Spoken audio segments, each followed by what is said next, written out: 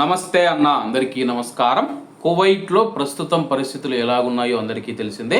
కువైట్లో ఇళ్లలో పనిచేసేవారు కానీ బయట పనిచేసేవారు కానీ ప్రస్తుతం ఉన్న పరిస్థితుల్లో ఇబ్బందులు ఎదుర్కొంటూ ఉన్నారు. ఒకరికి మంచి ఇల్లు కుదరదనమాట, మరొక చోట జీతాలు ఇవ్వరు, మరొక చోట అన్నం పెట్టరు, మరొక చోట పని ఎక్కువ చేయించుకుంటారు. ఇలా రకరకాల సమస్యలతో అయితే ఇబ్బందులు పడుతూ ఉంటారు. ఇంకా ఈ కువైట్ వద్దు ఏమొద్దని చెప్పేసి కువైట్ నుంచి ఇండియాకు వస్తే కానీ ఇక్కడ ఏదో దొరికిన పని చేసుకుంటూ ఉంటే కానీ దేవుడు కూడా మన పైన చిన్న చూపు చూస్తూ ఉన్నాడనమాట.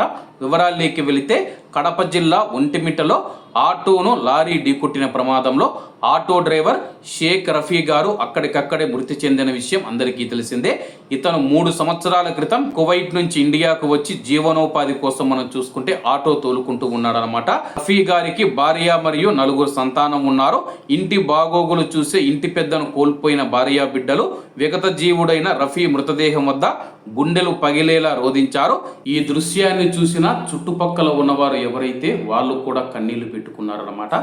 ఏది ఏమైనా సరే కానీ కువైట్కు వెళ్ళి మళ్ళీ తిరిగి వచ్చి తన యొక్క కుటుంబానికి పెద్ద దిక్కు ఆ యొక్క రఫీ అనే వ్యక్తి అనమాట. దేవుడు ఇలా ఆ యొక్క రఫీని తీసుకుపోవడం చాలా బాధాకరం. అలాగే ఈ యొక్క యాక్సిడెంట్ ఎక్కడ జరిగిందంటే కానీ ఒంటిమిట్టలోని రామయ్య కళ్యాణ వేదిక మొదటి గేటు వద్ద ఉన్న కడప చెన్నై జాతీయ రహదారి పైన ఘోర రోడ్డు ప్రమాదం చోటు చేసుకుందనమాట. కడప వైపు వెళుతూ ఉన్న ఆటోను తిరుపతి వైపు వెళుతూ ఉన్న లారీ ఎదురుగా ఢీకొట్టింది. ఈ ప్రమాదంలో షేక్ రఫీ అక్కడికక్కడే మృతి చెందగా ఆటోలో ప్యాసింజర్గా ఉన్న మహిళకు తీవ్ర గాయాలయ్యాయి. గాయాలైన మహిళను 108లో అంబులెన్స్ ద్వారా కడప రిమ్స్కు అయితే తరలించారన్నమాట.